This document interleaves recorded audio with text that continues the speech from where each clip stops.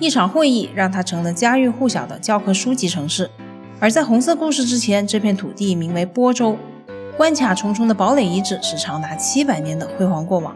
身处贵州高原，这里能登高望远，环视群山，能深入地心，探索亚洲第一长洞，能走进梭罗森林，触摸赤水丹霞，能穿过竹海，解锁昔日的河运重镇。白酒飘香在赤水河畔，茶厂绵延在梅潭山间，地处川黔边界，注定了风景与风味都不简单。嗨，这里是叶子，这期视频是遵义的保姆级攻略，涵盖5个风格各异的片区，包括特色景点、深度体验、行程安排和食宿推荐。视频有点长，先收藏起来哦。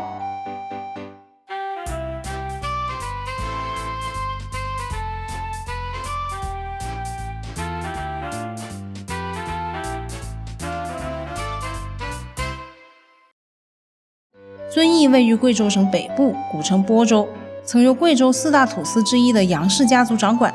明代改土归流后曾属四川，在气候与风俗上更接近川南。众多市县中，景点集中、可玩性强的主要是这几块。交通方面，遵义有2个机场，但都位置略偏。高铁只到市区，到景点或县城得坐大巴，自驾最方便。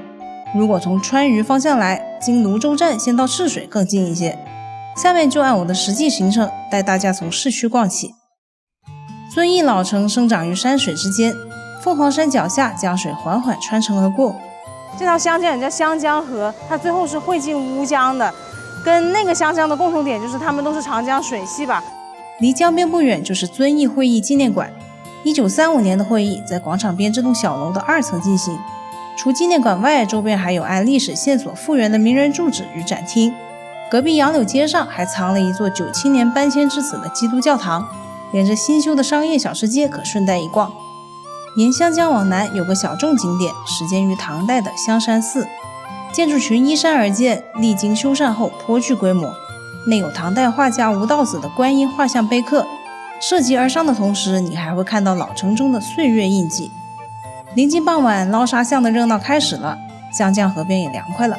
如果不爬凤凰山，就到江边走走吧。水上独竹飘，热闹的露天茶座与散步的人群，都是小城最温柔的光景。往北40公里是同样著名的红色景点龙山关，景区免门票，但必须购买车票乘摆渡车上山。真是高啊，我们坐车上来都坐了半个小时。游览从最高点的西凤台开始，俯瞰群山之余，据说有机会看到云海。大娄山是黔渝间的交通要道，也是兵家必争之地。其实早在娄山关战役以前，镇守这里的杨氏播州土司就与明朝朝廷在这里发生过激烈战斗。沿栈道绕到山体后方，咖啡厅露台视野不错，正对日落，就是有点晒。按介绍，下午5点半后可以自驾上山。乘车回到山脚，再爬一小串楼梯，从桥头与公路分别观赏长空桥。走过吊桥后，可以继续爬山登雁鸣塔，或是走百丈梯下山参观陈列馆。同样是登高，我要推荐更近的海龙屯。这座被明史称为飞鸟腾源不能逾者的堡垒，是杨氏土司的划时代巨作。当年明朝派24万大军攻城，足足花了114天才将其攻破。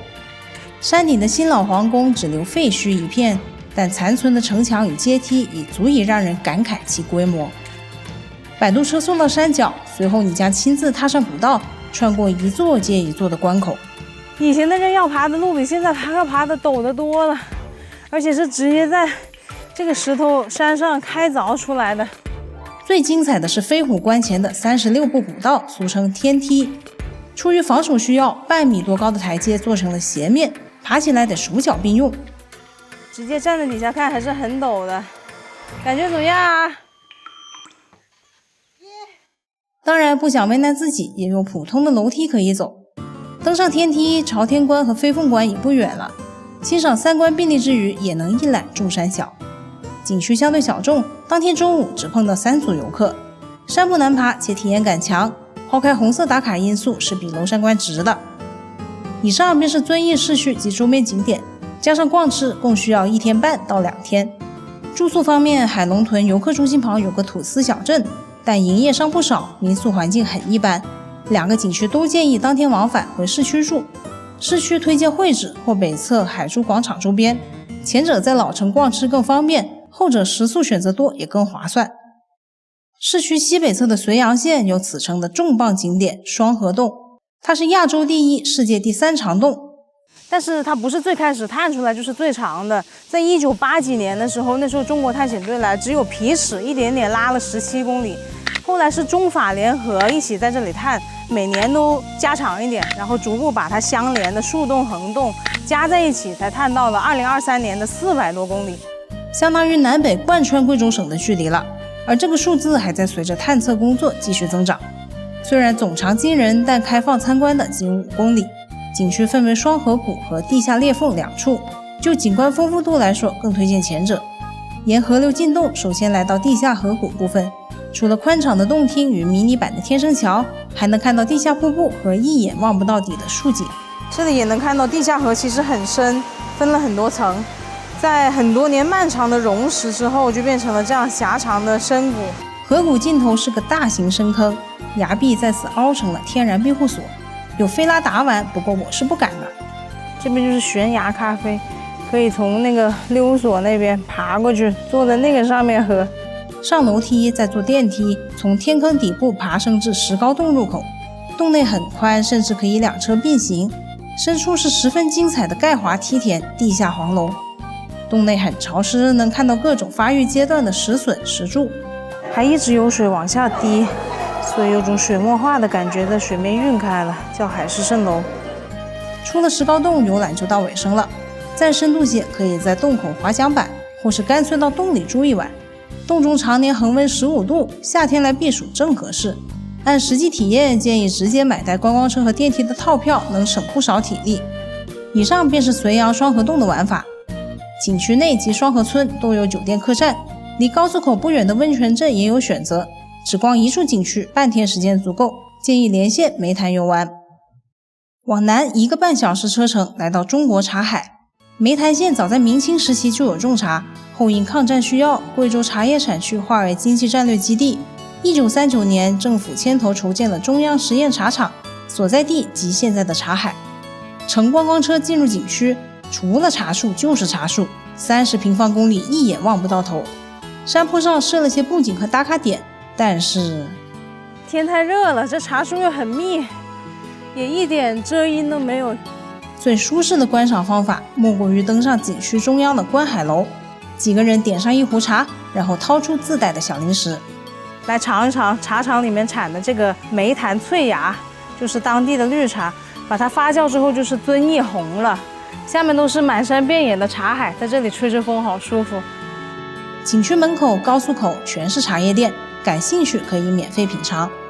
离茶海不远有个始建于明代的永兴古镇，曾是明清时期的交通要道，黔北4大重镇之一，但留存部分不多，仅有民俗展览馆可看，顺路瞄一眼即可。1937年，浙江大学为躲避战火一路西迁，于1940年到达遵义并落脚梅潭。农学院师生与茶厂开展合作，帮助改良了茶叶种植与制茶工艺，在曾经的茶厂办公地万寿宫内有相关展陈。迫于条件艰苦，浙大20处办学场地分散在县城各处。梅潭文庙曾用作办公室和图书馆，现为浙大西迁纪念馆。校长竺可桢先生也曾在此办公居住。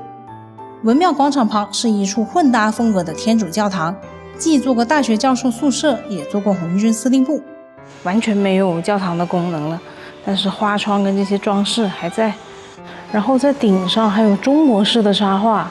县城最大的景区要数这个73.8米高的天下第一湖，不过没必要入内参观，在翠绿的梅江边散散步，遥望一下外观就够了。除了天下第一湖，还有第一杯。以上便是梅潭县的全部景点，茶海及县城共需要1天时间。住宿推荐梅潭大酒店，据说是浙大师生的指定差旅住所，里面也有相关展览。对了，记得选翻新过的房型，会舒适很多哦。接着往西边参观一个有味道的地方，经仁怀市一路下坡，赤水河畔就是茅台镇。这个镇子是一个长条形的，河的两边都是一些民宿啊，还有酿酒的作坊，真的空气里都是酒味，是真的。可惜视频拍不出这个味道，走去博物馆看看。据说哥老族人的祖先祭祀时，要先用茅草垫出一个高台，故名茅台。不过现在这个名字已经属于它了。酒文化城天林茅台酒厂，内有全方位多角度的科普内容。当然博物馆是他家的，少不了对产品的宣传。现代馆里有一整面墙的限定款瓶身，好看爱看。看这个展厅很有意思，它是按酿酒的流域来分的，左边那块是长江流域，中间这块是赤水河，右边是黄河。赤水河有多厉害，都在酒里了。可惜冰淇淋不是以前的口味了，馆内试喝也只有子品牌，想喝就自己想办法吧。这里旁边就是赤水河了，整个小镇都被山包围着，特别的闷热。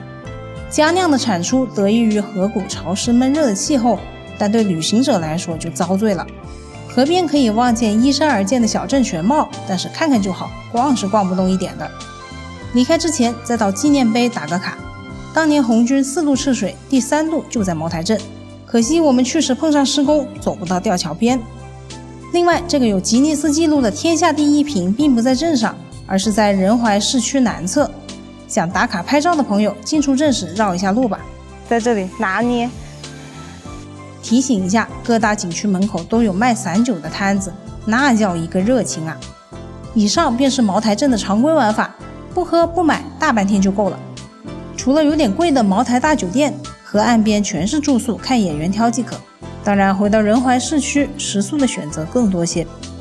从茅台镇到赤水市，推荐不上高速，沿赤水河谷旅游公路走，沿途路过大大小小知名或不知名的酒厂，以及还不错的山谷石壁景观。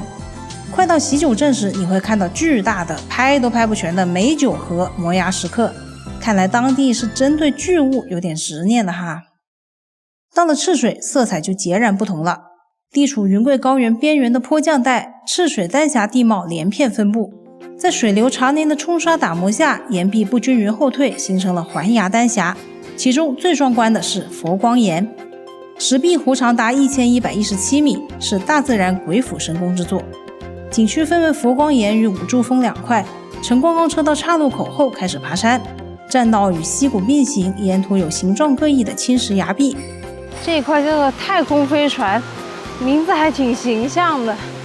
约半小时后登上莲花台就能仰望环崖了。再坚持一下，爬到瀑布下方的小观景台，在水雾之中近距离感受它的尺度与压迫感吧。通向五柱峰的路更为陡峭，走环线要3.5小时，更建议看完重点就原路下山。赤水丹霞既在崖更在水，我国最大的丹霞瀑布赤水大瀑布不容错过。76米的落差比黄果树瀑布还高6米，只因当年徐霞客没走到这儿，出名才晚了些。从游客中心乘坐观光车，再换乘直梯溯江到河谷边，步行不到10分钟就能望见这巨大的水幕了。瀑布下方有观景台，有步道，提供了各种仰望瀑布的视角，就是水雾太大了，拍照设备得小心。往上走一些，还有一条观景栈道，可以绕瀑布走一圈。我们现在穿越水帘洞了啊！水太大了，为了保护镜头，我套了一个塑料袋。哇！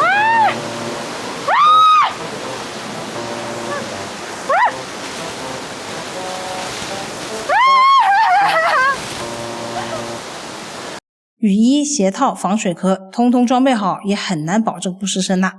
大瀑布刺激，同样是瀑布，四洞沟就秀气多了。四洞就是河水沿山间逐级跌落而形成的4个小瀑布。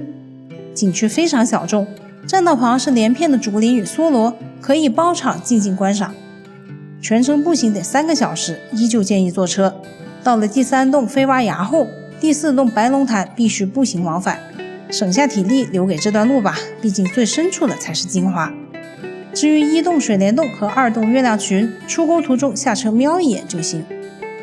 除了上述3个点，看赤水丹霞的景区还有红石野谷与燕子岩，前者主要看长约200米的外凸丹霞壁画，也有山间小溪与瀑布群，夏天能玩漂流。后者也是环崖瀑布，离赤水大瀑布很近，有索道可以无痛上山。建议4洞沟与红石野谷2选1，佛光岩与燕子岩2选1。欣赏自然风光的间隙，还有几个古镇可顺带一逛。一是去4洞沟途中的大同古镇，曾是赤水河货运的集散地，如今已繁华不再。河岸旁的青石板老街、青瓦木屋，处处都是岁月的痕迹。二是赤水河畔的丙安古镇，曾是盐运码头，也是4渡赤水的渡口之一。走过铁索红军桥，就是依山而建的镇子主街，游客多，还挺热闹的。三是同为集散地与红色景区的土城古镇，分为老街与新街，规模很大，但能逛的内容不多。我们去时大部分商铺、展厅没有开放，可以略过。以上便是赤水市的全部景点，要走要爬的有点多，需要2个整天。住宿推荐回到市区，感受摆满茶桌的四川风情之余，顺便看看始建于明代的古城墙。自驾也可以住河滨大道，更有性价比，不怕堵车。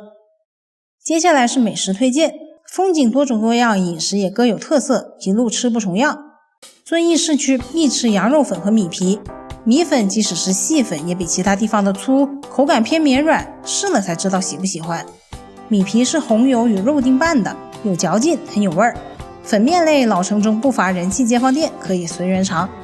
刀捞沙巷可以快速尝遍蛋包洋芋、怪鹿等小吃，早上去是错峰，晚上更热闹。遵义怪鹿和贵阳怪鹿饭不一样，类似卤水烫菜，蘸水很上头。另外，糯米滨江、多多粉火锅、情人豆腐等安顺贵阳的小吃，在遵义也都能吃到。